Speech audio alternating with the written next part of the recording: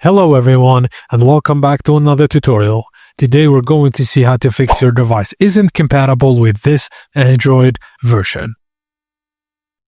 The first fix we're gonna try is to update your Android version. Go to Settings, About Device, then Software Update. Tap Check for updates, and if an update is available, download and install it. The second fix is fixing issues with Google Play Store and Play services. The Play Store depends on companion apps. If they're buggy, downloads can fail. Just open Settings, Apps, then Manage Apps. Find Google Play Store and Google Play services. For each app, try Clearing Cache, deletes temporary files. Force Stop-in or Unistyle updates. To revert to the factory version if a bad update caused the issue. And the final fix is installing the APK manually.